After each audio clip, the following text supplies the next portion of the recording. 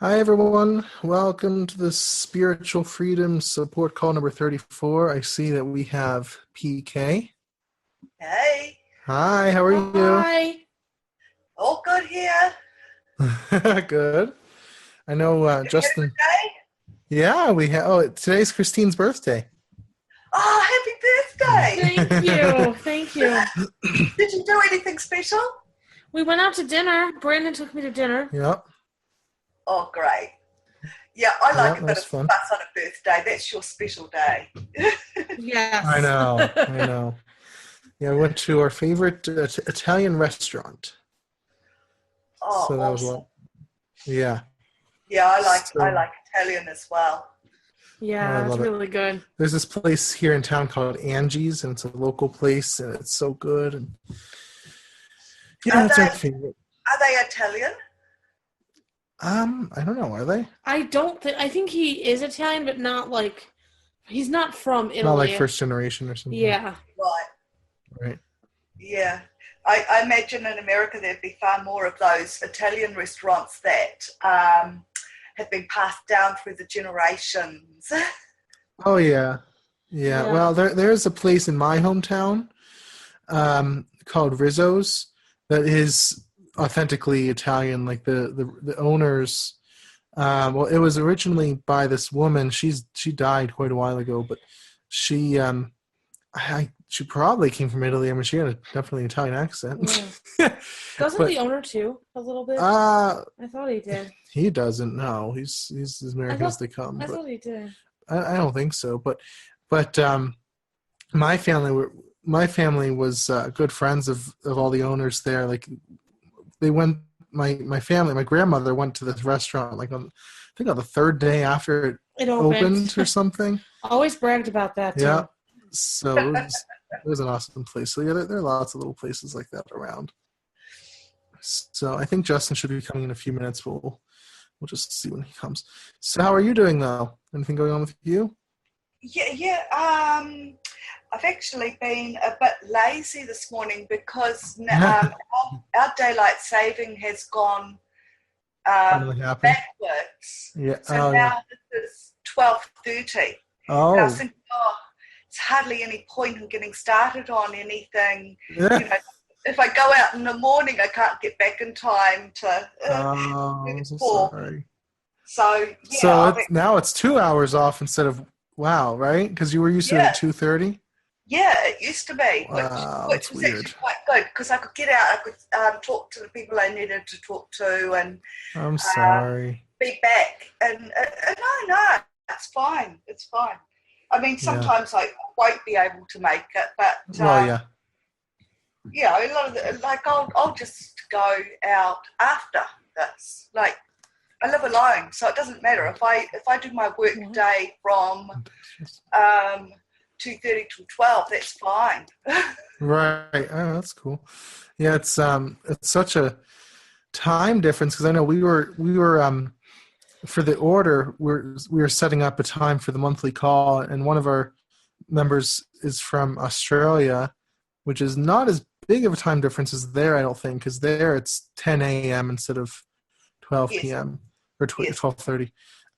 But so we were trying to figure out something that worked for everyone.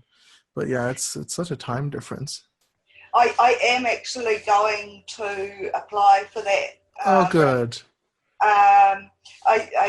I don't know that I have much to offer. I've Oh, got that's okay. It's fine, really. I mean, as long as we like, what you're about and that, you're interested in going deeper with magic, all that will come later. You know what I mean? As yeah, you I'm explore. definitely interested in magic Yeah. and ritual. I think that would just give everything a little bit more oomph. Yeah. Um, and I do think it goes into the subconscious Oh, structures definitely. Yeah, much definitely. better Yeah. because I kind of feel like I know that I'm manifesting stuff all the time, but it's not stuff that I've actually really worked Care at. about that much. Yeah. And the things that I do work at either take far too long or Uh-huh. don't don't actually end up how I actually saw it. So I'm not really creating it. I'm kind of like partway there, but it's not Right. what I expected, you know. But stuff that I don't care about, it just happens, you know, within half an hour. Well, because their current level, you know, in the language I use, the current level stuff, you know, your structures already support those desires, even if they seem like very small desires. They're still desires in a way, or they wouldn't happen. But you know, yeah, well, sometimes I don't even know it's a desire. You know, like I'll think about someone that I haven't heard from for a long time. Right. Yeah. The next minute the phone's ringing, or yeah, like I was trying to prove to my brother that this law of attraction stuff works. Right. And we were on this really cheap flight, which has a bad rep for leaving late or even cancelling out flights and things. And he was grumbling why I'd actually done it. And anyway, I was saying to him, no, it's fine. It'll be fine. We'll leave on time. And we actually ended up leaving 10 minutes early. That's awesome. Hi, Justin. I just want to say hi, Justin. Hey there. It wouldn't launch with Mozilla. I had to go to Internet Explorer. Oh, weird. You're way far in the distance. We can get closer. Can you hear me now? That's better. I finished the tarot cards. Oh, good. Just now. Awesome. It's That's awesome. really difficult to hear you, Justin. Yeah, you're far away again. You were close for a second. Can you hear me now? Yes, just stay there. If I stay here, I'm leaned way over. Can you move your chair? All right. His microphone stinks. No offense. I'm talking about my mic. You're right, though. It's a cheap microphone. I need to get another one. You do. I'm gonna see if I can make enough money with something else and get enough money to get a mic. So you're good right there. If you could move that could be your position. That's a perfect spot right there. But I don't know. Or move your microphone so it's more in alignment with the microphone up. Good. So so to answer your question, PK, the will is a funny thing, and it takes, you know, the will is the fundamental force of creation, right? I've said that. It's not. I don't like to say desire. It's will, because desire is sort of more complex than that. But the will is the key to creation. It's the force of creation, and so it takes a very, very slight movement of will to really move energy towards your goal. Now, if it's a next level thing and you need to generate power in that energy, then you need more will. You know, you need to really choose it very firmly. But just thinking about something is enough to make it happen if it's a current level thing, as you've experienced. Just saying, we'll leave on time. Yep. No question, no anything. Or if you say, you know, what was the other one you said? Think about a certain person. You know, think about a certain person and they call you. That happens to people all the time because it's just, there's no resistance there. There's no now if you really wanted them to call you and that was really important to you, that wouldn't happen because it was something that you had sort of resistance to. You know what I mean? Yes. So, so this current level stuff is very simple. And that's, I see this all the time, and it sort of drives me nuts. It's one of my pet peeves. But people will post, I've seen these threads on different forums before, where people will say, "Oh, now I know how the law of attraction works, truly, because, I did this thing, and I just thought briefly about this desire, and then it happened later that day." And I'm like, that's great, but that's not really how it works, because that's just for stuff that you don't have resistance to. It doesn't really tell you how it works, because that's just for a very, very, very, very, very small number of desires that you might actually have. For the important stuff, that is not how it works, actually. It doesn't, for me, that doesn't really count as creating. Right. I know technically it's manifesting and it's creating, but for me, creation is something that wouldn't happen unless you worked at it. You start from nothing and you get something. Right. Yeah. I see where you're coming from. I think it's all creation. The only difference is that you've already created the conditions for it to be successful, and so it's very small. It's very, very easy for you. You've already created the conditions, the mental, subconscious conditions for it to be possible, and so it's not hard. But if you hadn't, then it would take more work. But it's just like I always use the example of a millionaire thinks $1 million is easy. That's not, to him, he could say, oh, that's not creating. That's just, I didn't really have to work for it. But it is, because he has the subconscious structures in place already to make that happen. So the creation is already done in a way, but it's also continuously happening because he can keep taking advantage of those structures. So I see what you mean, but I think it's all creation. That's how I see it. When I was working really focused on the money, I told you I was working really on winning a lump sum in the lottery, and we ended up getting that offer on the family house. Yeah. Well, I'd actually been working on that for a long time, longer than 3 months. Right. It's over a year ago now, so I can't quite remember the details, but I was doing the pretty wishy-washy Abraham method, and one day I got really, really, really slacked off that nothing was happening, and I virtually sort of yelled to the north, I want that now. I will have that now. Bring it to me now. Mm-hmm. And I think there might have been a few swear words in there as well. I do that too. Yeah. And within a week, we had that offer on the house. Right. And I think that for me was more a show of will than the wishy-washies.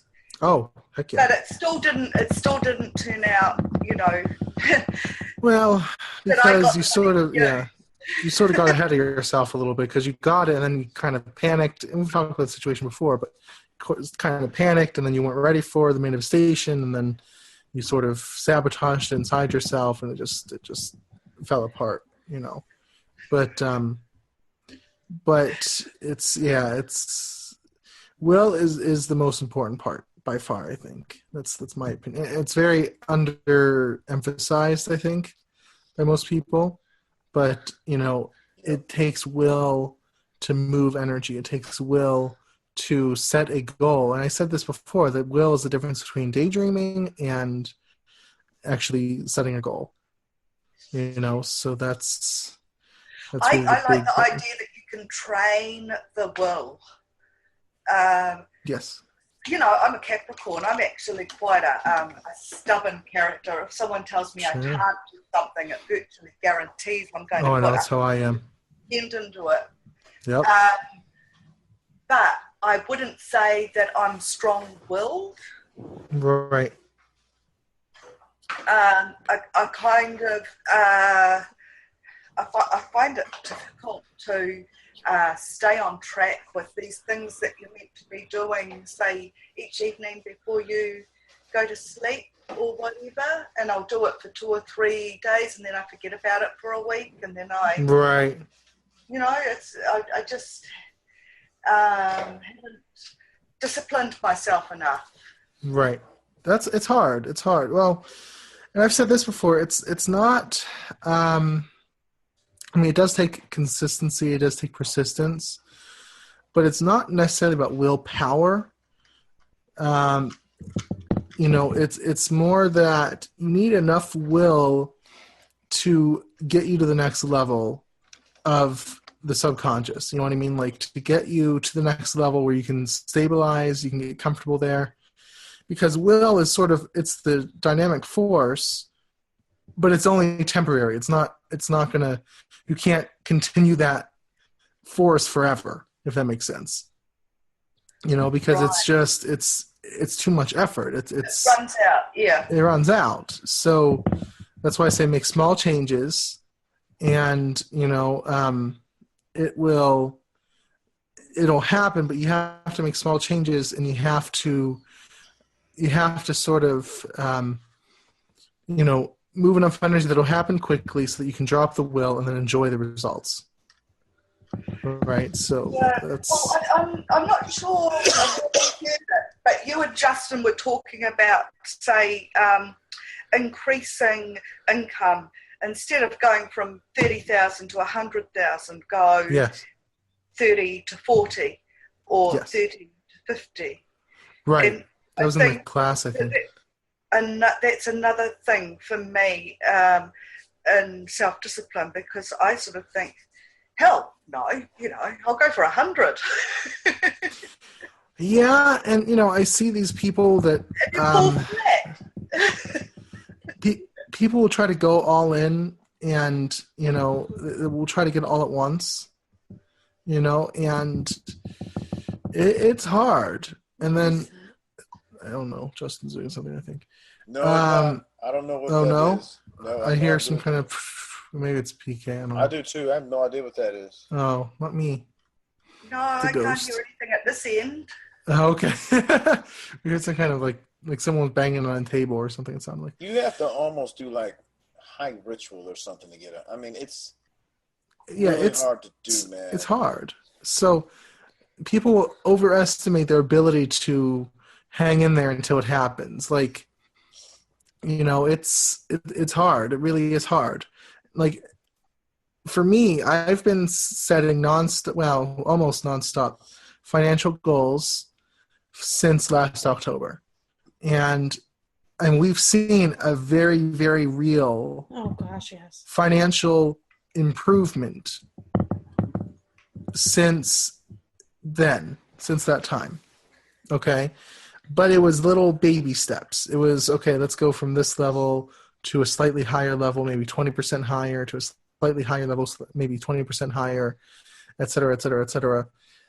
And that change over and over and over and over and over again creates a more stable environment in the subconscious so that more opportunities come.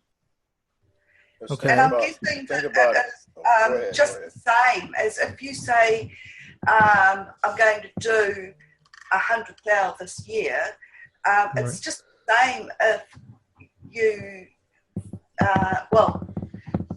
the way you do it is, say, go from 30 to 40 and then to 50.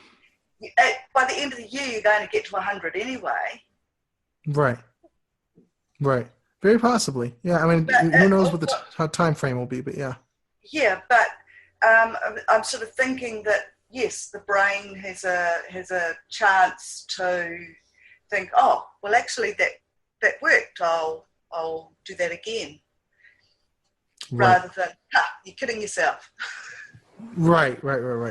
Yeah. It just depends on what channels you have open. Yes. If you've got to open channels, it will take you longer than a year to get six figures. Honestly, if you got to open channels, unless you just hit a home run. Yeah. If you've got channels open, that's what people don't understand is, do you have the ability to even score that much money? Like, do you have the ability to, is there a way for it to come? Because other than that, you've got to open the roads to do that. Well, I sort of see what you mean, but also, okay, I was actually talking. You could get it with a home run shot. No, you could get it with a home run and stuff like that. Right. But it may not stick with you. So, I mean, okay, I want to talk from personal experience, because I was sort of talking to a client about this a little bit today. Yeah. So the way I see it, I don't know what that noise is. Yeah, I don't, because I'm not moving or anything, so I actually don't know what that is. Well, if you hear a foam on this, is it what? Is it constant? No, it's not happening right now. It's It's not like someone's taking the microphone and moving, like like rocking vibrating it back and forth or something. I don't know. It just sounds like something hitting some. I don't know. Anyway, but so I'll give again my own example with the money. So we had a certain level last October. I don't like to give specific figures because it distracts people. You don't need to give. Just a number. Right. See, there it is right there. Okay. But we started a specific figure last October. Okay. And in November, we increased it by 20%, like I said. Now, because I'll give the experience and then I'll give my principle behind it. Because of the work I had done in those 2 months, Christine got her first part-time thing with the one church in December. No, November. Oh, November, the end of November. Right? But Thanksgiving. all the payments were over in December, though. Yeah. So I counted as December. But anyway. Okay. So she got her first because, like I said, I mean, you can manifest and it come through someone else especially because we have a joint account, so all of our money kind of goes together. True. Yes, yeah. So, it's sort of all the same thing. And she's an awesome vessel for manifestations to come through. She's like totally open with that kind. She won't do it herself, but she's a good open channel. But she's like a vessel. Because of the work I did in October and November, she got that position. And our December, if let's just say this, if October's income were defined as, let's say, X, I'm sorry to be mathematical, December's income would be defined as greater than 2X. Okay? Yeah. Brilliant. So to show the increase in that time, so from X to over 2X, probably more like 2.2 or 2.3, I don't know.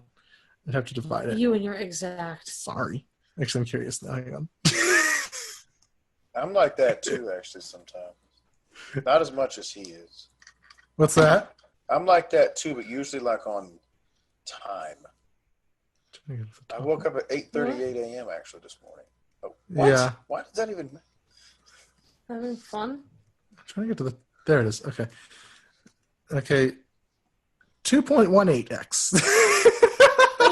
Who cares? I care. It? You didn't do 2.2x? 2.1875x. That's the exact. Only you, Brandon. Only me. I know. Anyway. Who cares?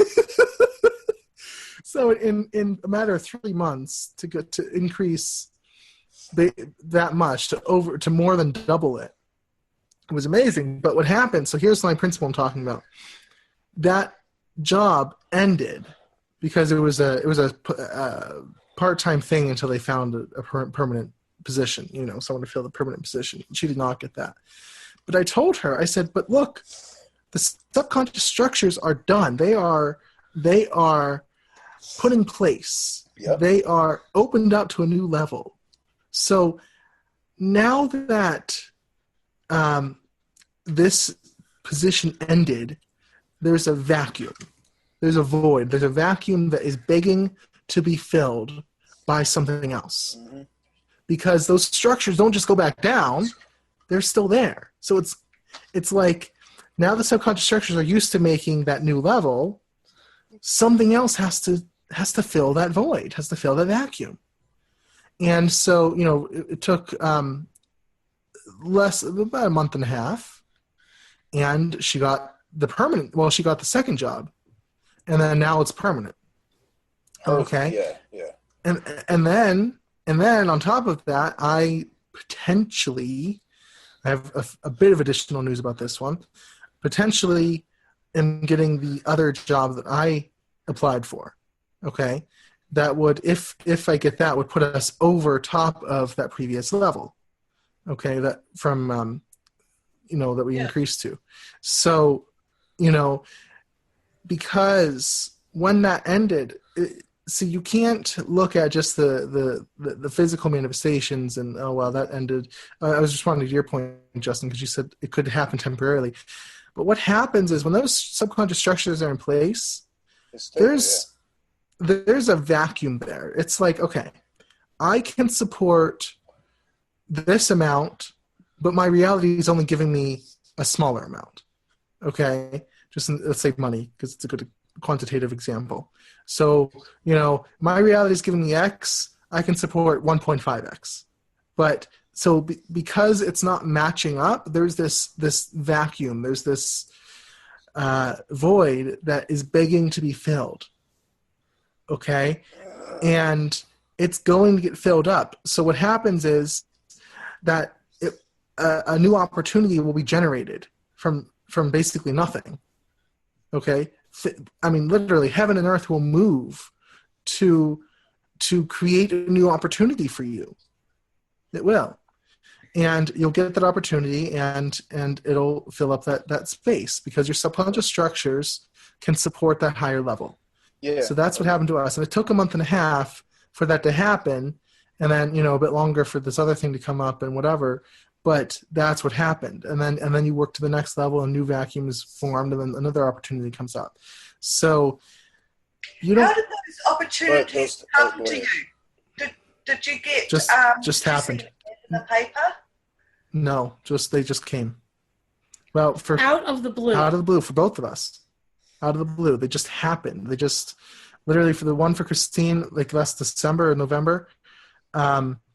When someone called you? I got a Facebook message from you got a Facebook message from a friend. From the youth the youth minister. Right.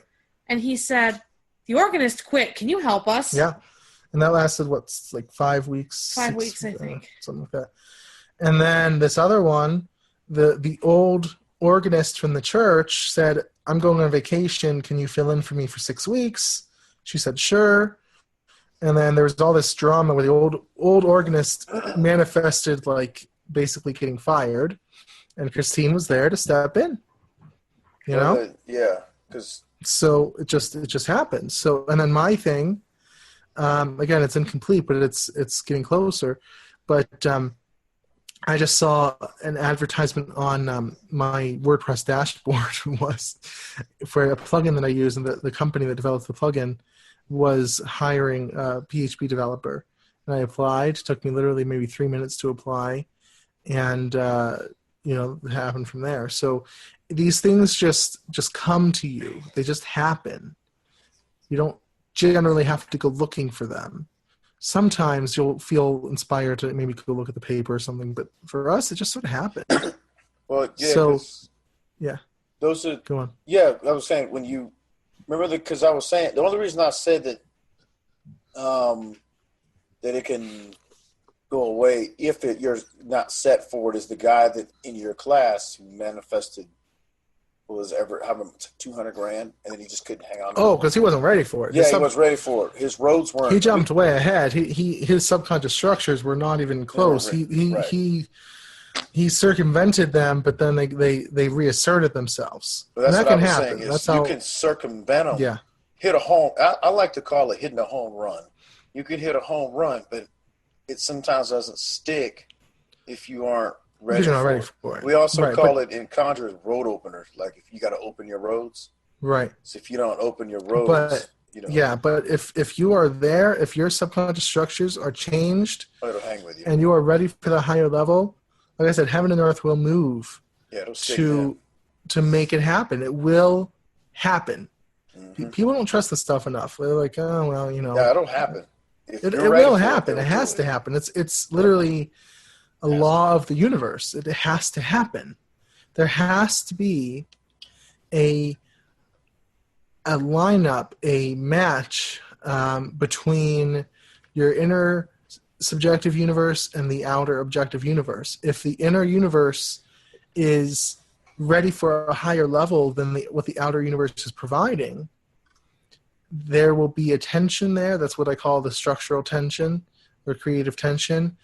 And there will be a vacuum. I like the symbolism of a vacuum because a vacuum, it's like it needs to get filled. Mm-hmm. Right? There'll be a vacuum. Or it's like when... well, they say nature abhors a vacuum. So exactly. It does. And so the vacuum's going to get filled. And it will generate possibilities. And, you have endless choices then. I mean, if the first thing you don't like, then you say no to that one, and the next one will come up, and the next one will come. It will keep generating possibilities until you get it, because it needs to fill up that vacuum. It really just needs to fill that up.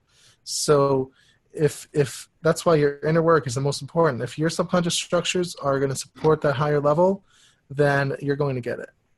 There's no doubt about it.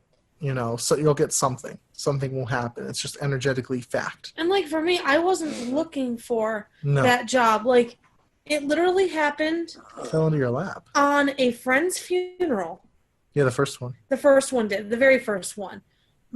A very, very good friend, she used to babysit for us, died. And it was her funeral. I got the message at the church. Yep. And why are we echoing? I don't know. Are we especially loud today or anything? No, you guys are normal. Okay. I can feel my structures moving right now. Yeah? Yeah. That's good. Because, I did some money stuff a little while ago. Right. With King Solomon and some other folks. And I could just feel, and I can just keep the momentum going.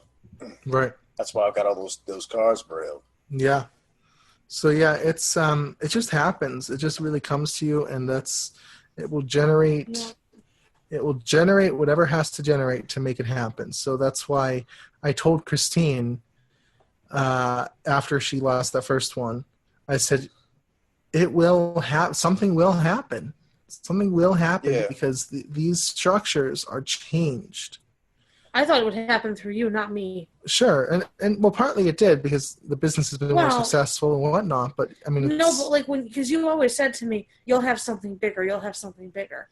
I didn't know how much I believed you. Oh, you would? Yeah. Yeah, I said you would have something bigger. You did, and I'm like, I don't know how, because I didn't think this lady would get fired. Right? You never. I'm gonna tell you, Christine. Yeah. I've been out here for a while. You just never know, man. You just never know. I know. Literally just never know. Outside factors can mess you up, but they can also help you at the same time. You just do not know, man. Just don't know. And the church loves her. Oh my gosh. I'll make the biggest mistakes. We love you. You're so amazing. And I'm just like, are you tone deaf? I don't care about your energy can cover that. Exactly. Yeah. So yeah, but that's what I want to say is that, like I said, it's change those structures. That's why I harp on and on and on about those, because you change those structures and you're set. You know what I mean? Things will absolutely change to make that happen. It's hot in here. Oh, so you can go turn that. I wonder if that's what's going on.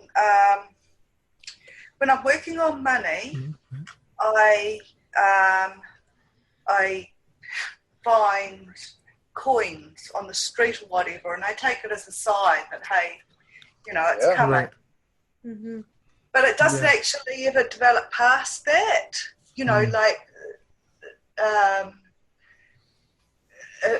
Winning a lottery ticket, $40. And I usually say, oh yeah, thanks, yeah, that's great, but I want more. And that's the highest I've gone. Right. Yeah, it takes time to make those changes. You know what I mean? It definitely takes time, but once you do, though, it's set. It's the subconscious structures are very they're very, very static. They don't change quickly, but once they're changed, they're going to stay there unless something else happens. So, that's what you should be focusing on, if that makes sense. Right. So, but yeah, that's the most important part of this whole thing, is just changing those and letting the rest fall into place, because they will. They absolutely will. So, it's always fun, like, seeing where our situation is going, because it's like, okay, because eventually, I was talking about this today also, this stuff becomes, when you get good at it, it becomes very intuitive. Mm-hmm. Right? It's like, I know when you're first starting, it's like, oh, I don't know what I'm doing, whatever. I don't know where to apply pressure and where to focus or whatnot. But eventually you get a feel for the energy of it, and you know where to apply pressure, you know where to focus, you know where to, back off a little bit, you know where to let go, and you know how to move it forward, you know where it is right now. Like I gave that exercise in the class that came out yesterday, Art of Reality Creation 2.0.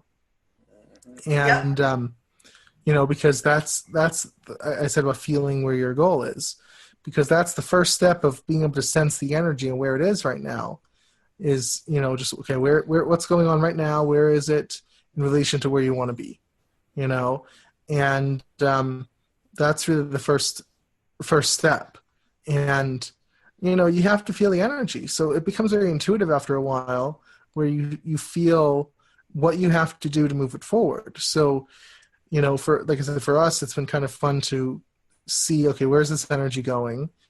And then I make changes. Okay, I wonder what's going to come out of this. It becomes sort of exciting like that, because you just don't know. Like you said, Justin, you just don't know what's going to happen. No, man, you just have no idea. Don't. But you do know something will happen. Like it's just a fact of life. It has to happen. It has to change. But you don't know exactly where that change will come from. It kind of takes care of itself. You just have to move the energies in the right way. You're just really becoming a master of energy movement, of energy manipulation. That's really what it is. And whether that's through visualization, whether that's through rituals, whether that's through, journaling or whatever, it doesn't matter in a sense. I mean, I said rituals move a ton more energy than other stuff, but it's all energy. It's all energy. So it's going to change, but the goal is to become intuitive about this stuff, is to, be able to do it without really having to think about it too much. There'll always be challenges, because anytime you're moving your subconscious structures, it's always going to be a challenge. But after a certain point, you know what you're doing, you know where you have to go, you know how to move it forward. So that's, you get to that certain point, and it becomes a lot easier that way. Like this opportunity for me has been fairly resistant. Honestly, it has, because it's a totally, I told Christine this last night, I think, it's totally uncharted territory for me. So it's because I've never really had this sort of opportunity before.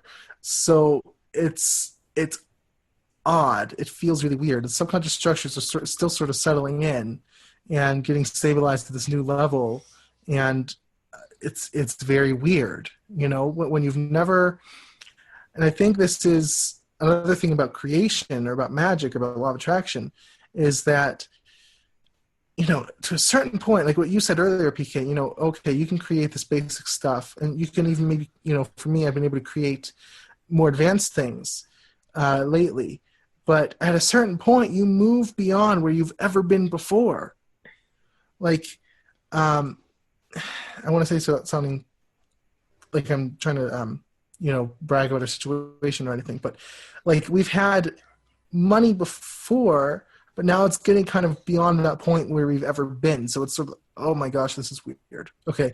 At a certain level, it's like, okay, well, I've experienced this somewhat before, so I can get behind this. But this is uncharted territory. I've never experienced this before. So this is, you got to get used to the energy. But that's part of creation, is getting used to the energy and making it familiar to your subconscious, because, it's hard. It's difficult. It really is, when you get to that certain point. And for that new thing, does the energy feel different, or is it just stronger than what you felt before? Or is it a totally different sort of feeling? A bit of both. I mean, obviously there are similarities. The process is the same and everything, but it does feel different, because the things you can do on this new level are totally different. The things that are possible on this new level are different. The life you can lead on this new level is totally different from before. Whereas before, maybe we had to kind of watch out for like how much we spent here or there. Obviously, it's still, you don't want to go on a spending spree, shopping spree or something.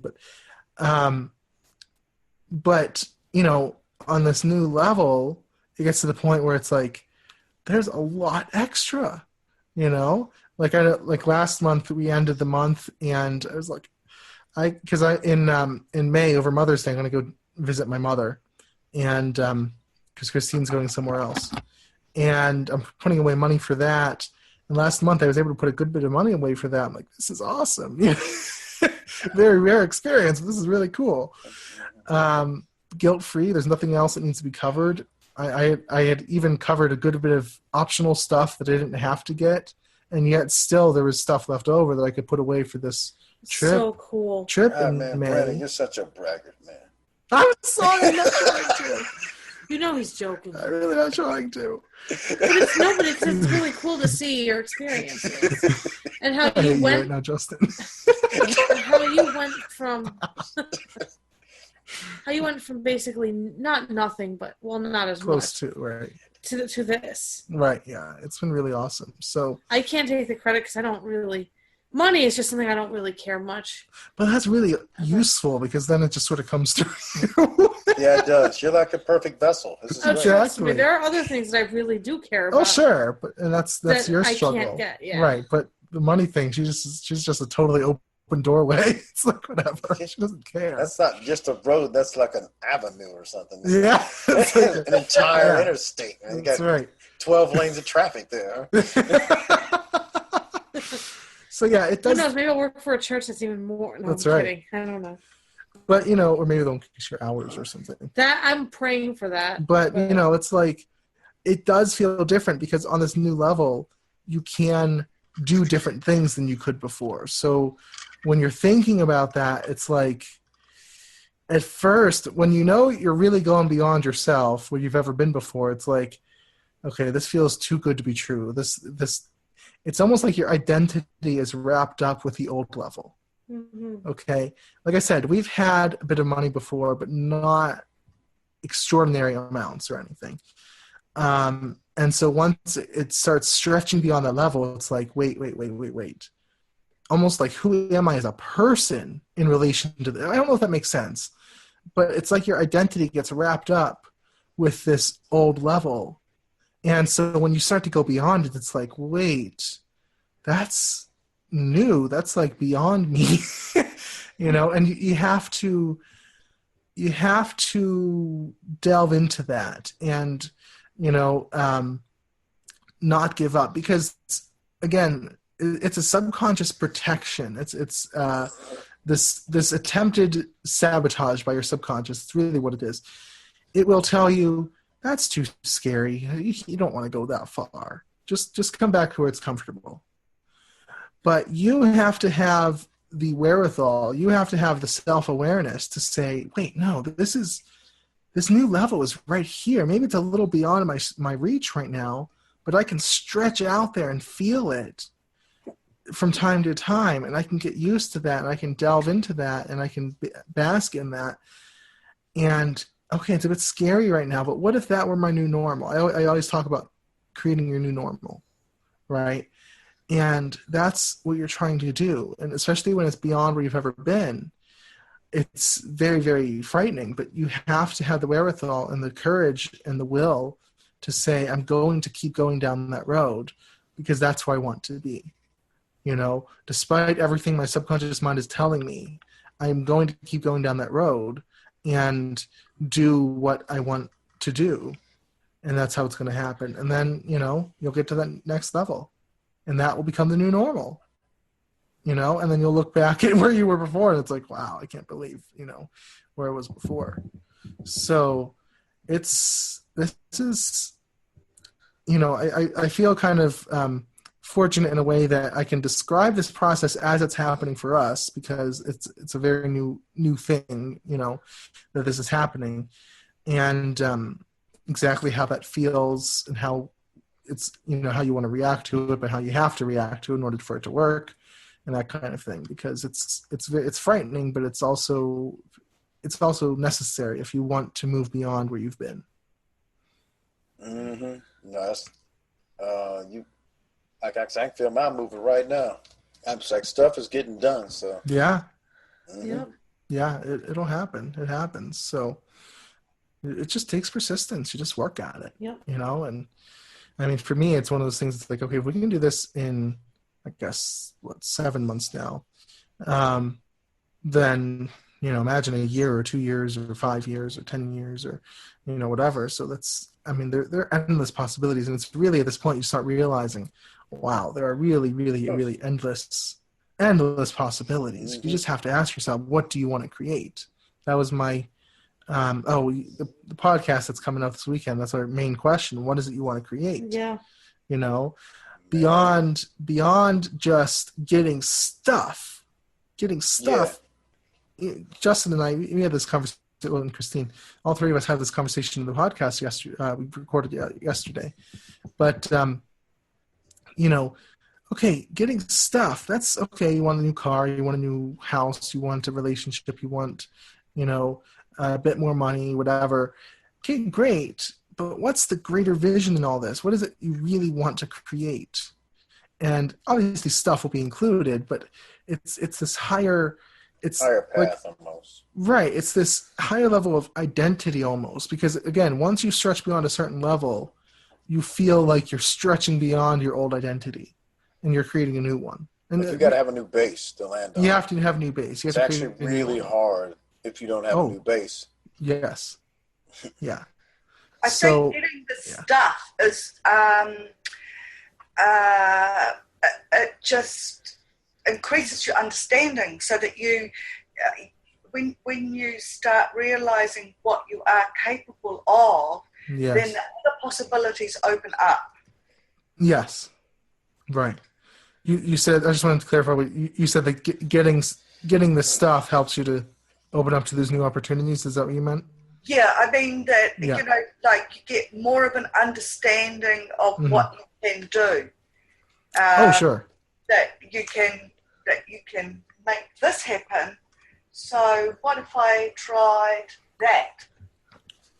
Sure. And I'm not at all demonizing, and I said this in the podcast too, I'm not at all demonizing, okay, you want something, okay, go get it, that's fine. There's plenty of stuff I want that I'm working towards. What I'm saying is, a lot of people come to the law of attraction saying, okay, I just want, a relationship. Okay, I just want a car. Okay, I just want, X, Y, or Z. And, okay, great. That's one piece in the whole puzzle. And for, number one, it takes spiritual development to actually be in the place where you can actually do that, because to do the inner work, as we all know, is pretty grueling. It's pretty hard sometimes. But secondly, okay, what about after that? What's next? What is this leading to? What's the greater picture here? What are you trying to create of yourself? What is the life you're trying to create?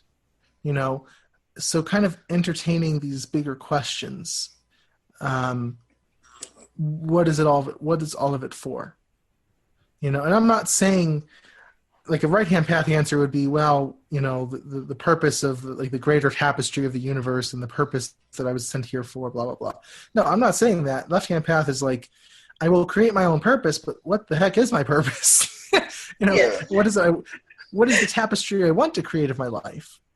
What is it I want to make of my life? What is it I want to formulate, to create? I'm thirsty. I'll be right back. Yeah. So, you come and you create the stuff, and that's a wonderful thing. And then, and then what? What do you do after all of that? What is it that you are aiming for, I guess, is the question. And I think that's the question that needs to be answered. Again, I'm trying to separate, it's awesome to enjoy the stuff, the material gains. That's kind of what that's the point of us being part of the point of us. Right. But also, it's like plenty of people enjoy stuff in a mindless way, where they're, just putting it on their credit cards and racking up debt and not worrying about it because, they can take care of it later, and then filing bankruptcy when it gets too much. And then, but oops, stole my headphone. someone has, let's say, they get that new car, or they get all that, all the stuff, they buy all the stuff they want. And then it's like, now what? What is it I have now? What's the point of all this stuff that I have? And that's the question you have to face eventually, because getting stuff is relatively easy. And you can't take that with you when you die either. Right, yeah. I mean, getting that stuff is relatively easy. But the question is, if you're doing it in a mindless way, we're just trying to fill the void, it's not really doing any good. So if I'm pursuing a material goal, but I'm doing it in a way that's conscious, I'm doing it in a way that's aware of my greater vision of the context, the frame of all of it, that's great. And I'm not trying to do it in a way that, okay, I really, really, really need this thing. You're doing it as a creator, not as a, let's say, consumer or a, I don't know how you want to call it. But then that's great. So what I'm trying to do is separate those two things: a mindless consumer versus a creator who knows what they want to have in their lives. If that makes sense. I don't know if that distinction makes sense. Yeah, it makes sense to me. I think that we because of the world that we live in, we have to have money, we have to buy, we have to consume. Oh, sure. And so we do, but some people just have to have, like, the latest car, the latest computer, the latest iPhone, whatever. A lot of people don't care about that at all. Right. So, that's obviously each individual path. But I think once you get to a point where you're happy with what you've got and you can support yourself, and then often with humans, I think we do start thinking more, well, what's it all about? And, where do I go from here? What am I actually really here for? Right. Right. I don't know. My belief is that we're just here for the experience. So sure. It's absolutely fine to have all the boys. It's absolutely fine to spend every last cent on travelling if you want to, or whatever. Right. Because I think that maybe we do our spiritual development as spirit. Yeah. I don't think we necessarily have to learn it while we're here dealing with the world. Right.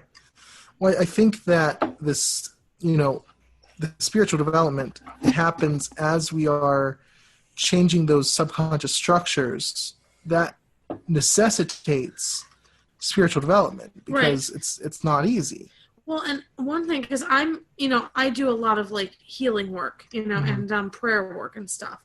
And a lot of times people will ask me to do healing for their physical ailments, but really there's a deeper thing going on. But you use the physical thing as a gateway to be like, okay, what's really going on? And people have done that for me too, because, my eye condition and stuff.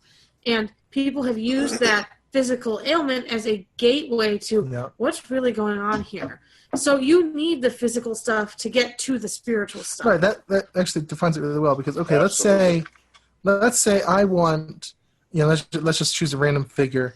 I want to make $50,000 a year, and I'm making $30,000, or let's say $100,000. Let's say I'm making $30,000. I want to make $100,000. That's what PK, you gave those figures earlier. Yeah. So it's a good, and they're far enough apart that's not like, okay, I can get that pretty easily with the next level goal. These are like literally, over 3 times the amount, right? Yeah, you would need it. So the mindless sort of approach, what I'm talking about is like, all right, what job do I have to get? What training do I have to get? What do I have to go do to get that new level? And then, what am I going to get from that? What things am I going to buy? Whatnot. Like, that's sort of the mindless consumer approach. What I'm talking about is this. Okay, it's great that you want $100,000 a year. That is wonderful. And you should. And I have no qualms with that whatsoever. What I'm saying is, this is sort of a reflection. It will trigger those parts of you that aren't in alignment with a being that can receive $100,000. Because, okay, this gets a little metaphysical. I'm sorry. No, but this Who is how you it works, are, though. who you are is, obviously, I mean beyond like the pure essence of spirit and all that, but who you are as a conscious, subconscious being, okay, is one who is capable of experiencing certain things.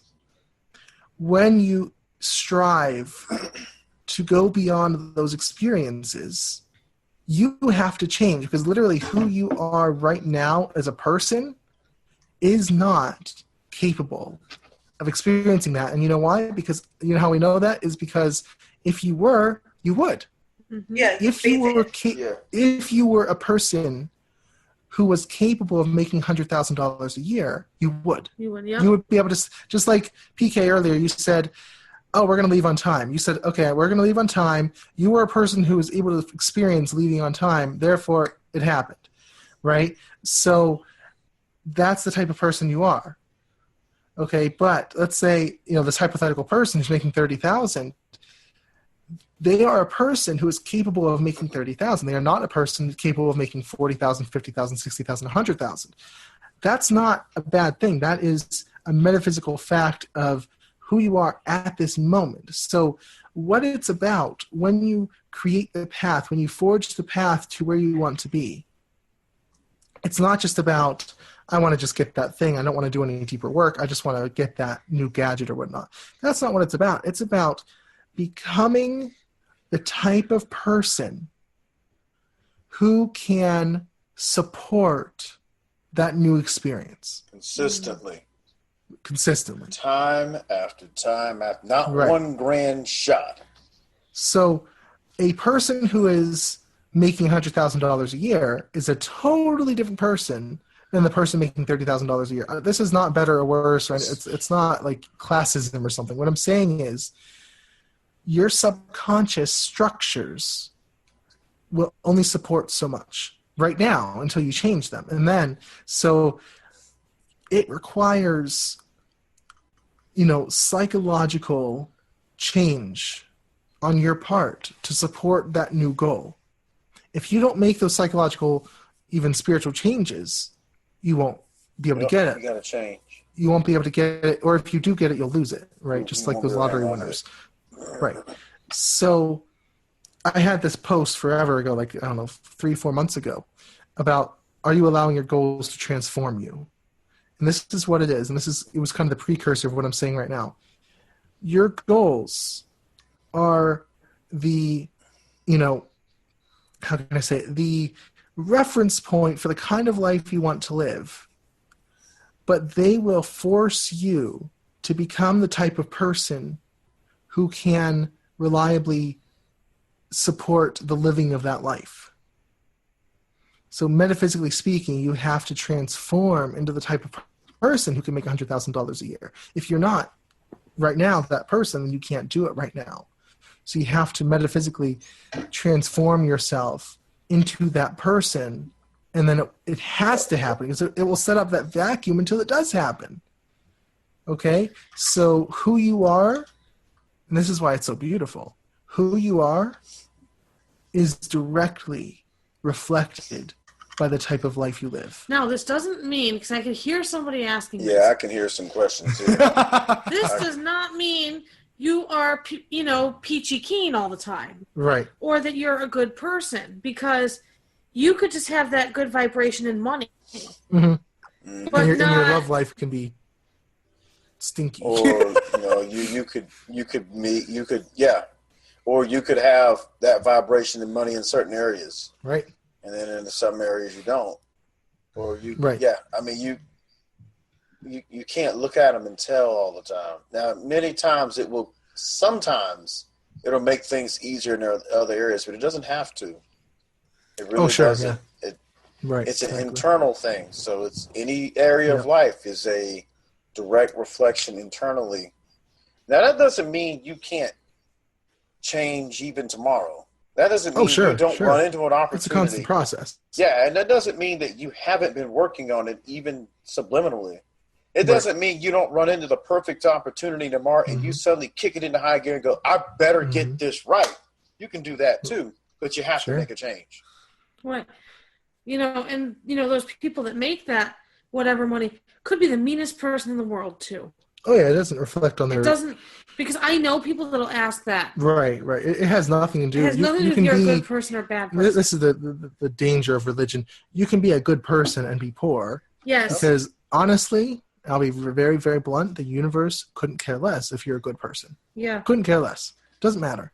Nope. Okay, that's your thing. And what is a good person? That's everyone. That's subjective. I mean, to one person you might be, to one person I might be a good person. To another person I might not be a good person. I mean, it just depends on what their perspective is. But the universe couldn't care less. No. What you're doing. All it is what experiences are you able to support subconsciously? So, when I said earlier that this was uncharted territory for me, and it was hard. It's almost this existential fear, I guess, or this terror that because you have to change as a person, and that's frightening all the time. That's always going to be frightening. So that's what I mean is this changes you as an individual. This is what it means to have a vision and go after it until it's fulfilled. I'm not saying, obviously, let's say your $100,000 a year goal. That's a valid goal. That's wonderful, but it takes a transformation on the inside to support. Yes. To support that goal, and if you're not there, you're not there, and you can get there. Anyone can get there. You know what I mean? So, but that's what it's about. So it's so much more, and that's what it means to me to deify the self, like we talked about on last week's. No, not last week's podcast. Was it 2 weeks ago? No, it was last week. Oh, last week. Oh, you're right. Last week. Okay. Just this Saturday. Oh, you're right. Okay, because we just recorded the other one. Yeah. Anyway, this last week's podcast, The Unseen World, we were talking about self-deification, and that is what it means to me, is that you define the vision you want to create, and then you become the person who can live that vision, and that's your choice and your choice alone. And when you become the person who can live that vision will become realized because you are the creator. You are the one who has the authority to do that, and that's self-deification. So this is why it's so much more than just about goals. It is about the type of person you want to become, if that makes sense. Yeah. And I'm guessing that we're all going for wanting to be, well-rounded, for want of a better word. And so, it's not about just money. It's about your relationships with other people and with the creatures around you and your world around you. And it's probably why it takes a lifetime. Sure. Well, and the thing is, see, if you start now, you're ahead of the game because most people don't create. Most people are afraid to create. Most people let who they are now define what they're allowed to receive, if that makes sense. That's really the definition of, the right-hand path or of religion in general, because most people allow who they are now to dictate what they will receive. And they're afraid of changing that because, this is my purpose, this is who I am, and whatnot. To change that, to alter on a deep level your makeup as a person takes courage, takes strength, takes willpower, and that very few people are really willing to touch. Right. So if you start now, and this is what I said, like like with our changes we've made, if we can do these changes, if we can make these changes, make this progress in 7 months, then, I can't wait to see what happens in a year or 5 years or 10 years, and you start working on all areas of life. This is self-deification. I mean, you start now, you're way, way, way ahead of the game, because I guarantee you most people you meet in your everyday life are not even fathoming the possibility of making something new of themselves. Very few people are doing that, Mm-hmm. and the people who are the successful people, Do you whether they think put, that yeah. self-deification is the same as self-actualization?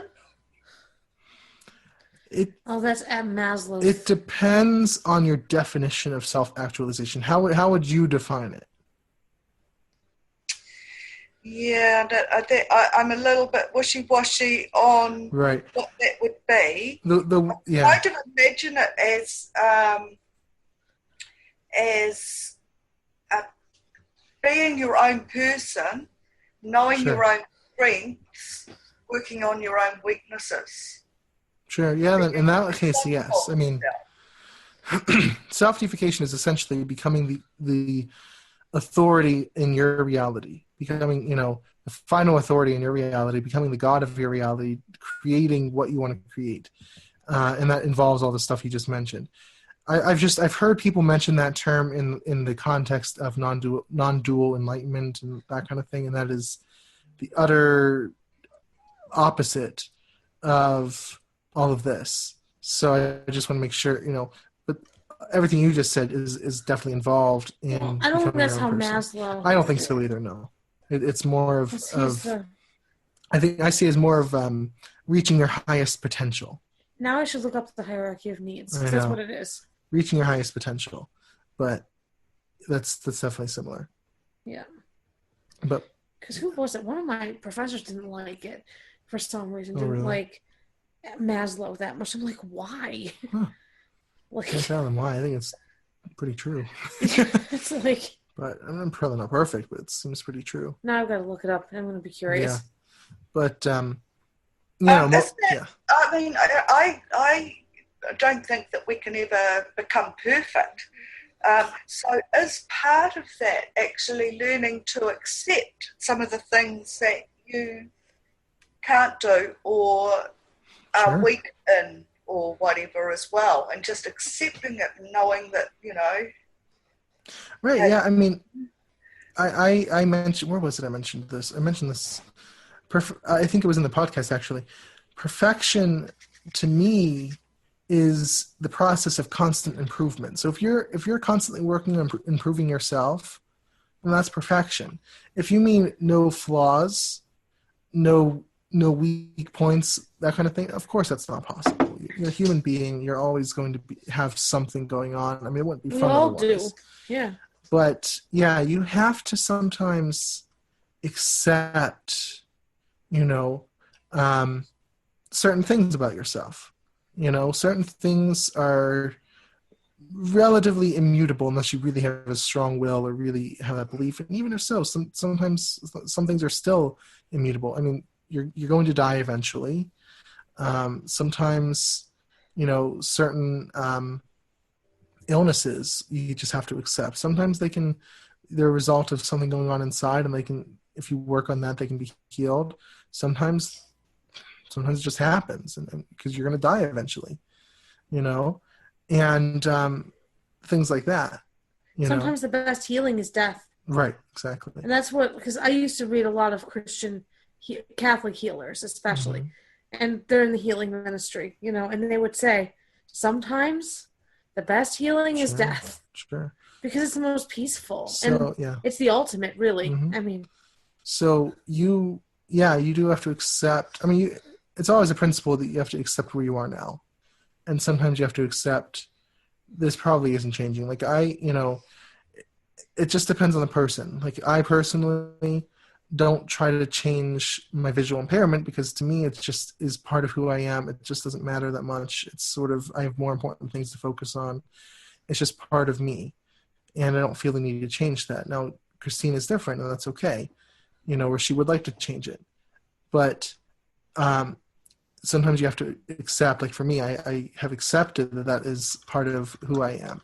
And maybe one day I'll be motivated and it's a nerve thing. So it's sort of hard. Maybe if they do stem cells or something like that in the future, but if an opportunity came up, I would totally take it. But it's sort of something I just accept right now, and that's okay. And it's sort of. But I accept it too. Oh I yeah, just of course. change it. You want to change it, but I mean, like accepting that you can't change some things is, So, for me, it's something that it has strengths and weaknesses. There are certain aspects of it that I don't mind or that I even enjoy. And there are certain aspects that aren't so pleasant, but you deal with them, and that's part of the process, right? So yeah, there's definitely stuff you have to accept, and sort of like it reminds me of that serenity prayer. The wisdom is in knowing what you can change and what you can't. Most things you can change, really. Or that you don't want to change, or that you don't care. Yeah, you don't want to change, but yeah, most things you can change, and so you should if that's your goal. But some things you can't. That's part of what it is, So definitely. Right. Yeah. Other questions about that? Those of you who say you're perfect truly offend those of us that are. What'd you say? What'd you say? So those of you who say you're perfect truly offend those of us that are. That's good, Justin. That's good. That's something I would say. That's good. Yeah. That's awesome. So, but like I said, it's a constant process of change. I mean, it's so, I think, empowering to walk that path of change and of, I guess you could say, self-actualization, like you mentioned, PK, and of self-deification. Constantly bettering yourself, constantly coming closer and closer and closer to that vision that you have of yourself. Whether you ever finally reach that vision, who knows? I mean, I think you're always growing, you're always improving, right? But you're always working towards it.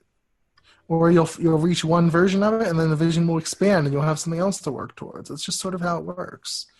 Part of all this.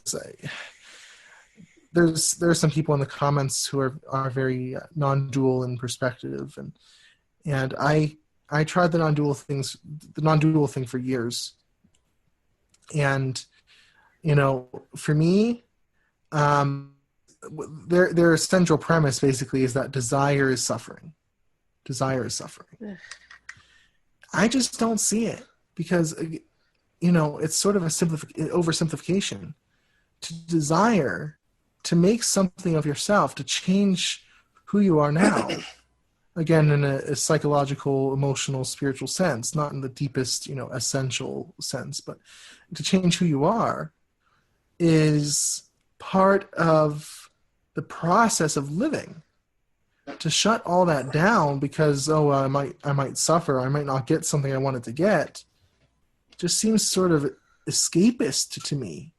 And I know people who really, really believe in this stuff deeply will say, well, that's the misrepresentation or whatnot, whatever. But to me, it's just escapist. You're just escaping the possibility of suffering. Okay, maybe you don't get what you want. Oh well. Or maybe you don't get it the first time, so you try again. Oh well. And maybe you fail the second time. Or maybe you fail the third time. Or maybe you fail the fourth time. Yep. Oh well. Because you're just not ready for it yet. Right. Oh well. Life is uncertainty. But to then say, I'm just not going to have any desires. Oh, come on. Yeah. That's a wimpy. That's like, oh, come on. That's a cop-out right there. Come on. Cop-out right there, and it's man. also depression, I think. Yeah. Oh, yeah. I'm just not having any desires because, I just, they're suffering. What if I don't get them? Oh, poor you. They don't, yeah, poor you at that point. Poor Maybe you, you have the suffering so that you get the desire. What's that? Maybe you have the suffering so that you get the desire. So you can get desire, sure. I mean, it's the people who are in the lowliest conditions who have generated the greatest desires and then who have raised up to the highest, the greatest heights. Yeah. Right. So yeah, desire is a wonderful thing. That's What makes us grow.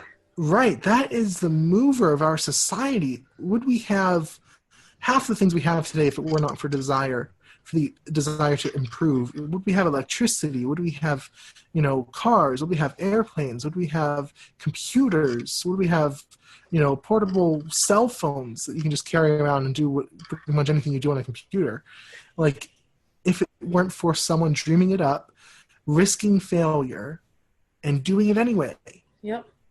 No, we don't have any of those things, right? I mean, they always see the example of like the light bulb with Thomas Edison, who failed a whole bunch of times. He said, "Well, I found that many ways not to make a light bulb, right?"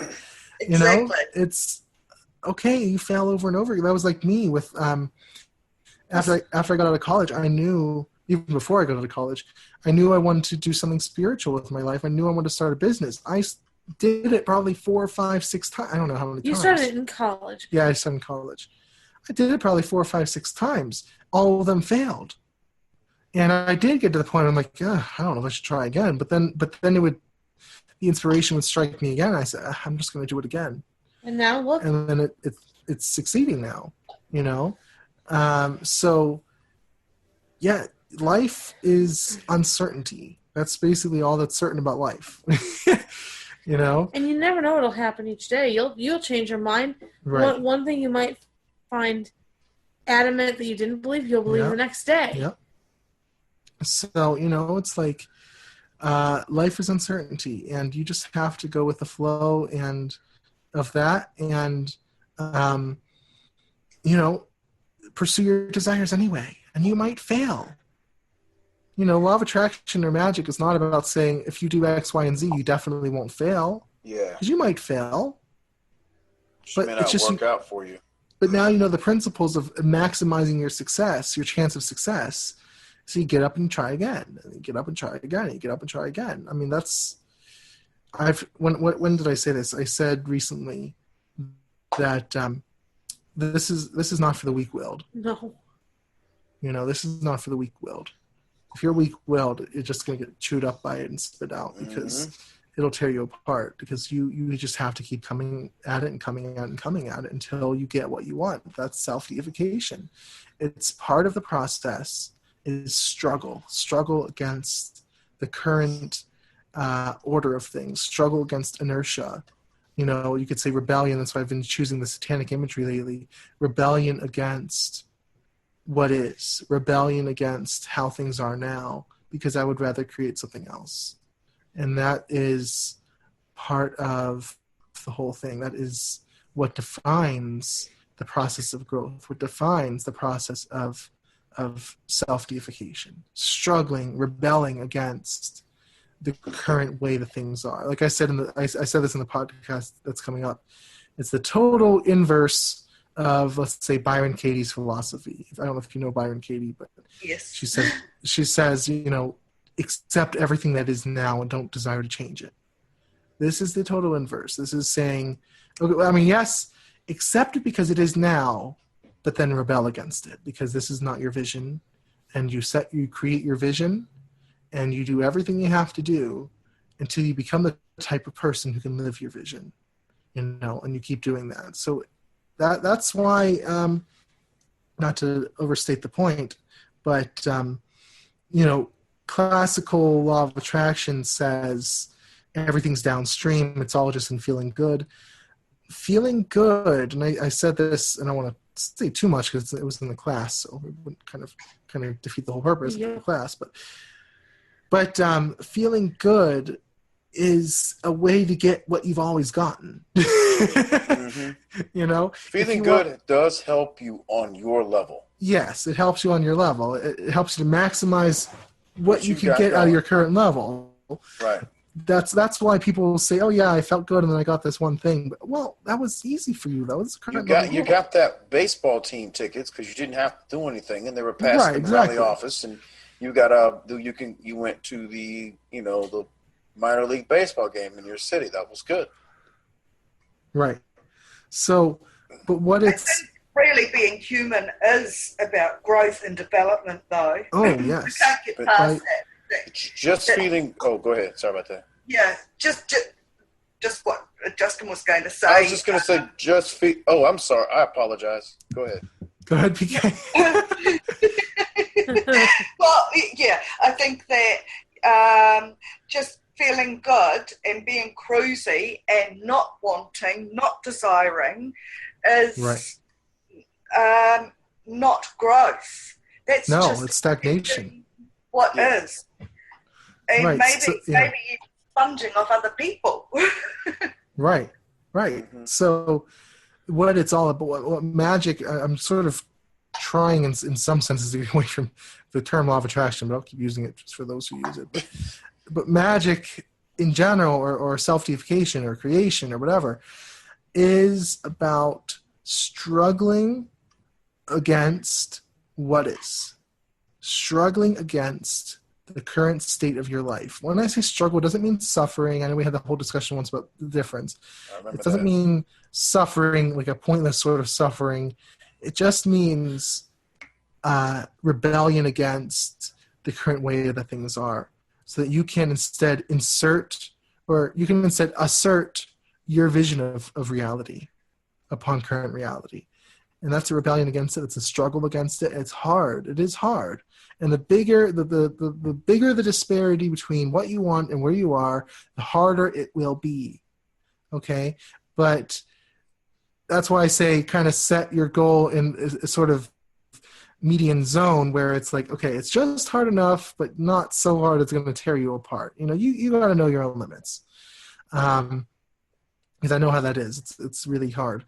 So, but if you set it just hard enough, then yeah, it'll be hard, but it's not going to like tear you apart if you're having trouble with it. But it's going to be hard. The bigger that disparity between where you are and where you want to be, the harder it will be to get there. The harder it will be to change those subconscious structures to support that new life you want to lead.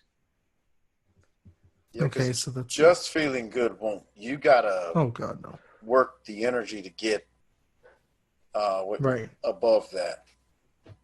Right, exactly. And for me, just feeling good though, that's okay. But even if I were going to stay at a level, I would then use a lot of the, I guess, Sedona method type stuff for the nice. There's your non-dualist techniques right there to lock in your subconscious so it doesn't go anywhere. Sure, mindfulness. And then when you decide, love mindfulness. And then when you decide to move, you need to start using, some of the more magic type stuff, the desire, the, momentum and will and focus and, emotion, stuff like that. Yep. Yeah. So it is a struggle. And that's what, when people say desire is suffering, I would say desire is struggle until you get it, until you get there, and then it's pretty awesome, right? I mean, it's just, I don't get that. I don't know. But yeah, it's not about feeling good. I mean, that is going to help you maximize your current level. So sometimes if you're like kind of a miserable person and then you choose to start feeling good, you might get a slight boost, but it's not going to be from $30,000 a year to $100,000 a year. That's for sure. It's just not going to be that. It takes struggle. It takes persistence and willpower to really, really make that difference, to really, really, rebel against the current order of things and create that new vision of what you want, despite what your subconscious is screaming at you. This isn't possible. Because like I said, it will absolutely tell you that this is like totally out of your league. This is out of your reach. It's trying to protect you. It's trying to, save you, but it just doesn't know how to do it. So you want to get your subconscious on your side. That's what it's all about. So, I felt like today was a really deep conversation. I know, right? PK, you're incredible to listen to, by the way. You have some of the best stories. I know. It's true. Thank you. I say things because I'm supposed to, because we're all in the conversation, but really when you're out here doing your thing, I'm just kind of relaxed. No, let's listen to PK. It feels really neat. It feels like we're just sort of sitting around the coffee table. I know. Yeah. I know. I don't That's have- great. I don't have friends that get into this stuff. Oh, me neither. I Oh. know. I know what you mean. I And- do, sort of. I run them down, though. Yeah. In fact, I've got one friend that would be absolutely horrified at if she I really can listened to imagine. me. She'd invite us to the sure. call. She had You got a into the call, yeah. her father was a minister, and Oh. she has Oh, Oh gosh. no. Oh, God. yeah, Don't and invite her. she's 64 now, and still deeply indoctrinated. Does not question. Is almost a carbon copy of him and his beliefs. Mm. Just shows you, get a child until they're 7. Right. That's harsh. Isn't that what I said earlier? That's what I meant by saying most people will never make of themselves more than who they are by default.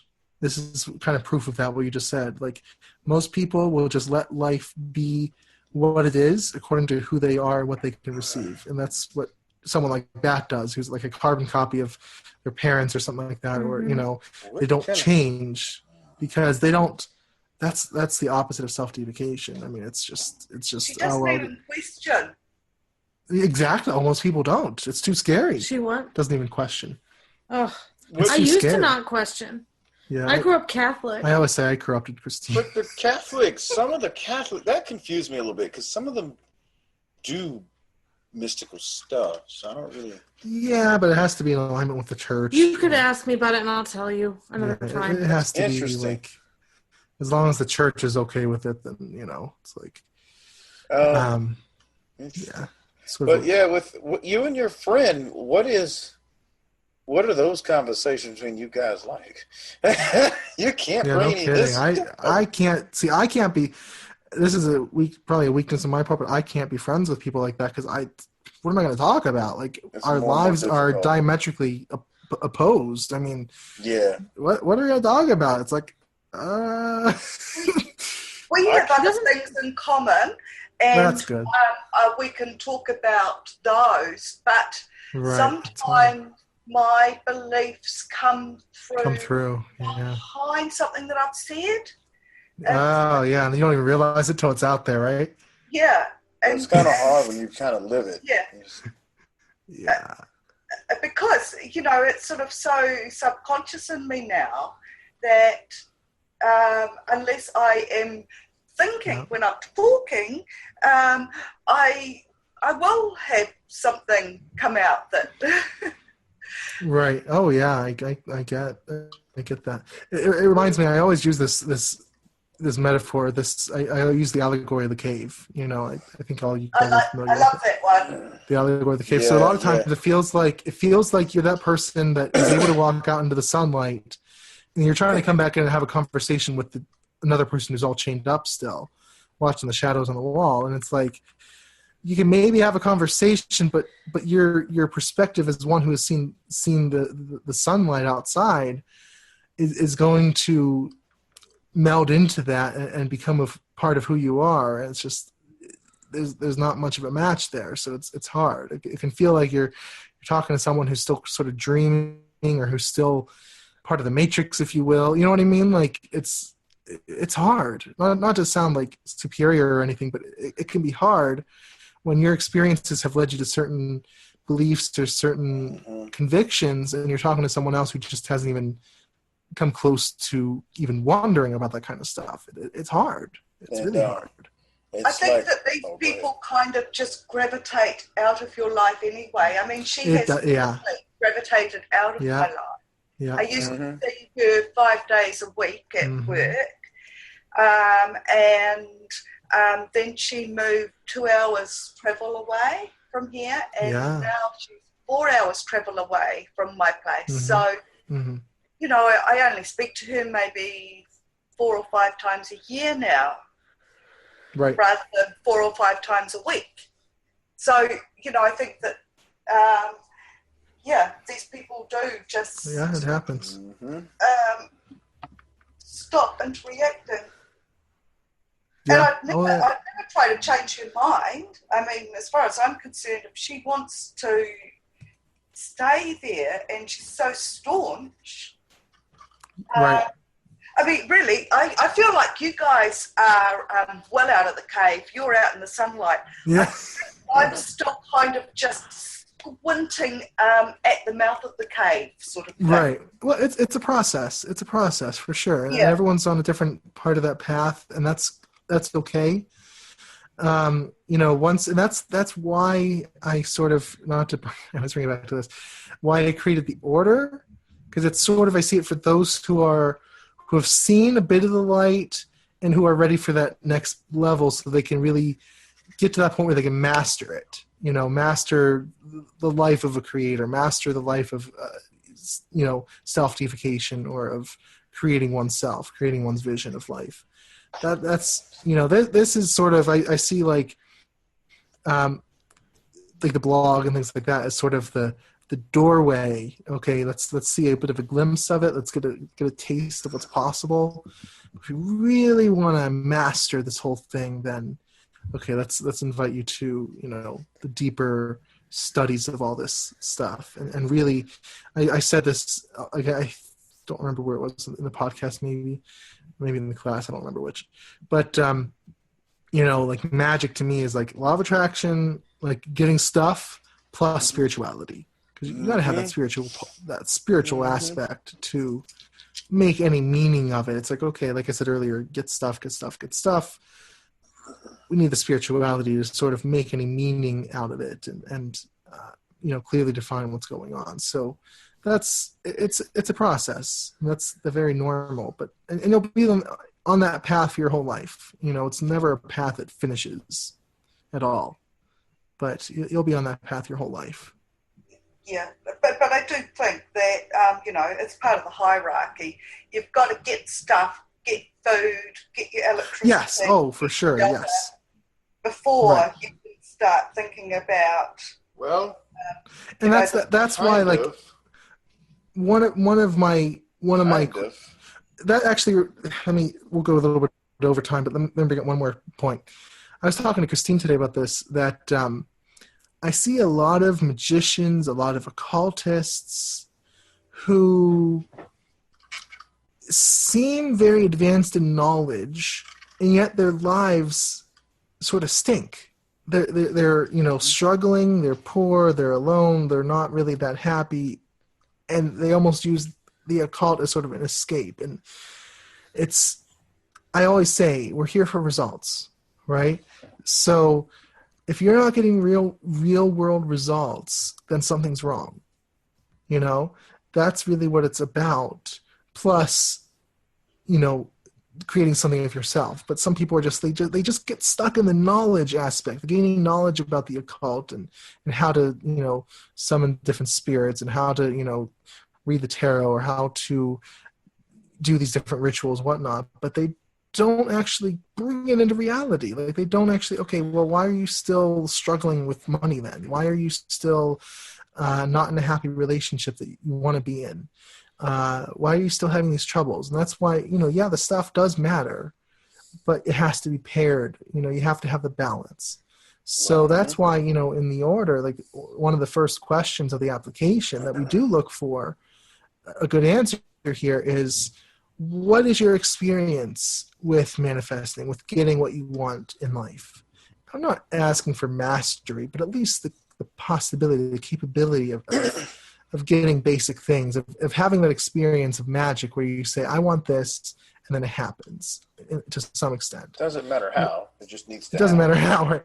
But if you can have that experience, if you have had that experience, then, great, then you're ready to go deeper, and that's wonderful. But it has to be, you have to be willing and able to actually, let's say, put your money where your mouth is, so to speak, and get real world results. So that's part of the whole thing. I'm not saying, like I said, it doesn't require mastery. We're not asking you to, prove how you can manifest $1 million or something, but just what are your experiences? How have you succeeded at this stuff? How have you really gotten results? Right. A lot of those folks, Brandon. I don't want to cut you up, but I just wanted to say before I forgot, they don't meditate, and I've talked to a lot of them. Oh yeah. They don't meditate. I just can't sit still. They don't meditate. Right. And they don't develop their internals, so they can they can build up energy and cast a spell, or they can summon a spirit, but they don't have the ability to, and they can get stuff. They don't have the ability to consistently stay on a certain level. Yeah. And you're going to go up and down a little bit, but you got to be able to pretty much stay kind of, Right. So they don't, you have to actually just mess with the energy in raw form without doing a ritual. Like, because that's the only way to keep the subconscious, build it, and to put it in cement. A lot of them don't do that. And the other side of it is they do just that, just the meditation, but they don't reach out. So you have to do both. You have to do both. It has to be a balance, right? So that's why, when people are applying, we do look for that experience. It doesn't have to be great, just enough that, okay, you can do some stuff. You've had the experience of magic in your life. You've walked through that door. You've seen a bit of the light. You're not still chained up against the wall of the cave. If you're still chained up, you're not really ready for that level. But if you at least glimpse the light, then okay, great. Let's see how it goes. That's wonderful. So I think it's about learning more self-control. Oh, so that it's like driving a car. In the beginning, it's very mechanical, and if you're driving manual, you have to tutor yourself to sort of let off on the clutch and push on with the accelerator. But after a while, it is automatic. And yes. So I'm thinking that learning to balance it all up and know where the energy is and know how much you can push it, or whether you need to come back a bit, is the same kind of thing. You just have to experience it. You just have to keep experiencing little things. Right.